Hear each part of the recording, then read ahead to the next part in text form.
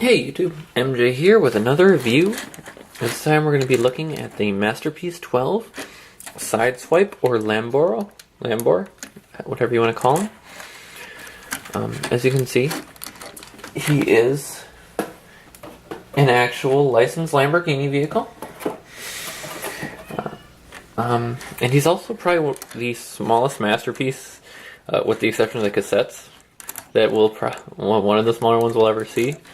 Vehicle mode, I really don't have anything good to size him next to, but here he is with a deluxe Reveal the Shield Prime. So he's a vehicle mode, he's about deluxe size. Rolls well. They are plastic wheels, and he does have the guns on top. Now, nice feature about that, you unplug the guns and it's got a spring-loaded clip where it pops in. The one thing I will say, the color balance on it is a little off because the reds don't exactly match up. Transformation wise, he's a little finicky but still kind of cool. Bear with me because I have transformed this a few times, but I'm still not great at it. But what you're going to do is flip down the wheels.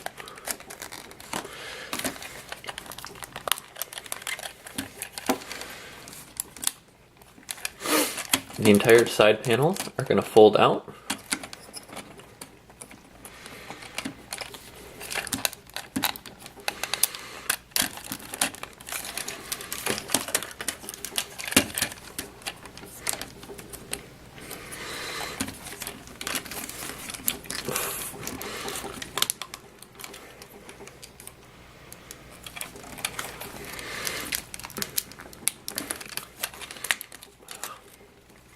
Fold down the hood.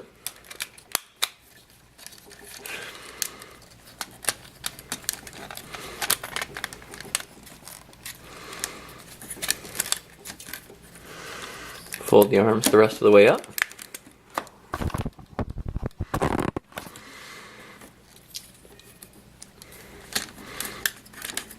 Rotate the arms down and position them into place. Open them up, flip out the hands, close that up.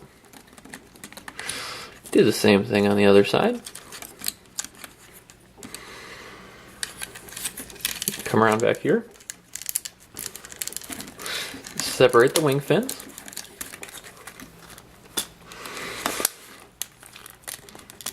And then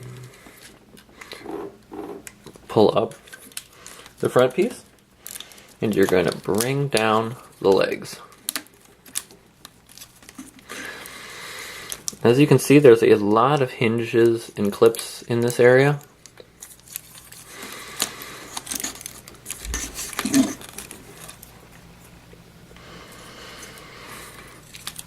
Do a lot of rotating.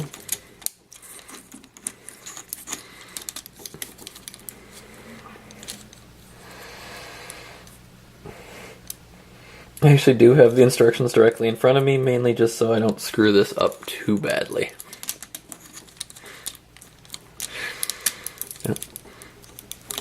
All the way down. Rotate that up.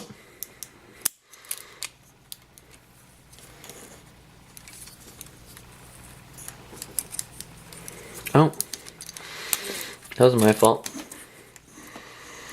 Flip out the panel inside and then bring it down. And that panel is going to plug into a little groove in the back, and then there's a set of grooves over in the side there that the other leg is the rest of the leg is going to plug into.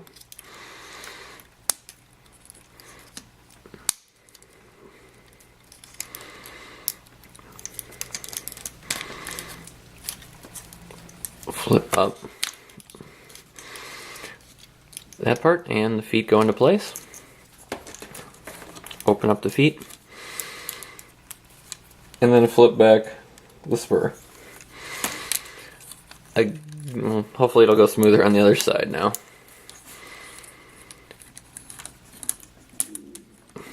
flip out the hinge, down, make sure that's the side panel is all the way down, plug it in,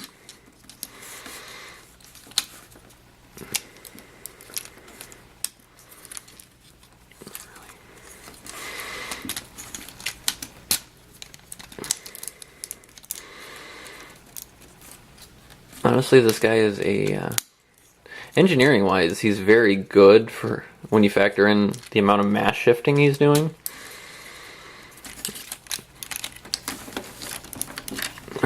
There's that. Flip down the crotch piece, rotate down and forward, and plug in the chest.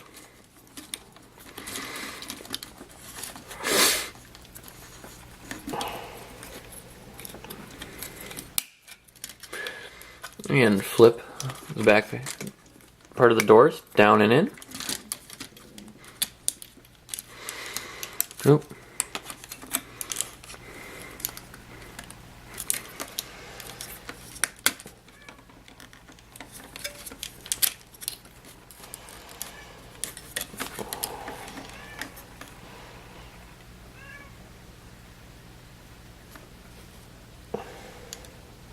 Oh.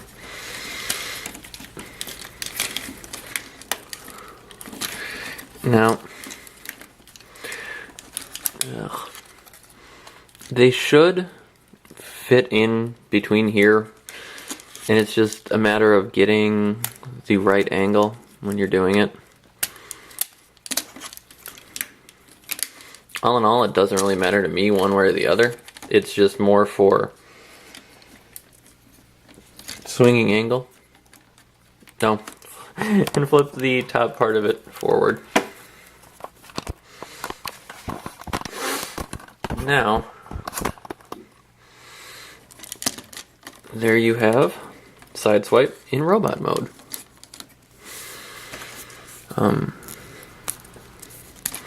Separate the guns, and then that'll just plug into a little hole in his shoulder. And then if you open his hand, there's a little tongue on here and a hole inside of his hand. That'll lock in, and then you can just close his hand up. Now the other accessory he's going to come with is a ground pounder. For that one, you just open up the wing, flip the hand back, close it up, and then the pounder just plugs right in.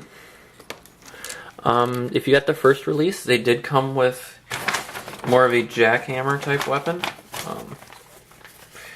as well as I believe it's Dr. Wu, I'm going to have to verify this for sure, is doing a release of the same thing for both him and Red Alert. The Red Alert one, his are just going to be regular silver. Red Alerts are going to have metal or red lining with that. Articulation on him, you have a ball jointed head, outward at the shoulder, rotation below the elbow, or below the shoulder, 90-degree bend at the elbow, rotation at the wrist, no waist joint because of transformation.